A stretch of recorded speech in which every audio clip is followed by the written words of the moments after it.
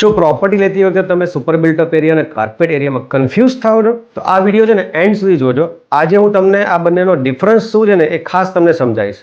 હવે વાત કરીએ આપણે સુપર બિલ્ટઅપ એરિયાની, તો તમારા ફ્લેટની કે તો ઓફિસની જે એકચ્યુઅલ સાઇઝ છે એ તો છે, એ સિવાય આખા બિલ્ડિંગની અંદર જે કે બી ટોટલ એમ્યુનિટીઝ આવતી હોય, common area like lift, staircase, પછી આપણે કોરિડોર આવે છે, આ બધી વસ્તુનું જે ટોટલ સ્ક્વેર ફીટ આવે છે એમાં પ્રપોર્શનેટ પર ફ્લેટ એક સાઇઝ નક્કી કરવામાં આવે છે બિલ્ડર સાઇડથી, અને એને ઇન્ક્લુડિંગ ટોટલ જે કહેવાય છે એને સુપર બિલ્ટઅપ એરિયા કહેવાય છે. હવે વાત કરીએ આપણે બિલ્ટઅપ એરિયાની, તો બિલ્ટઅપ એરિયાની અંદર હમણાં મેં તમને સુપર બિલ્ટઅપ એરિયા માટે જે ઇન્ફોર્મેશન આપી એની અંદર જે કોમન એરિયા છે, એમ્યુનિટીઝ છે, એ બધી વસ્તુ આ બિલ્ટઅપ એરિયામાં નીકળી જશે.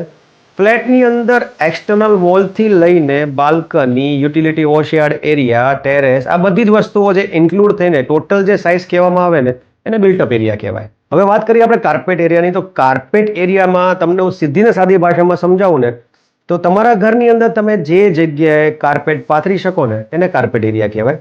હવે આ કાર્પેટ એરિયાની અંદર તમારી જે વોલ્સ છે એ પ્લસ બાલ્કની અને ટેરેસ આટલીક વસ્તુ ઇન્ક્લુડ થતી નથી. બાકી કોમન એરિયા ઇન્ક્લુડ થતા નથી. તો ટોટલ જે તમે યુઝેબલ એરિયા કહેવાય ને એને કાર્પેટ એરિયા કહેવાય. હવે વાત કરીએ આપણે રેરા કાર્પેટ એરિયાની, તો રેરા કાર્પેટ એરિયાનો મતલબ છે કે જે તમને કાર્પેટ એરિયા માટે સમજાયું ને એના જેવું જ છે, પણ આમાં એક જ વસ્તુ એડ થાય છે, જે છે ઇન્ટરનલ વોલ.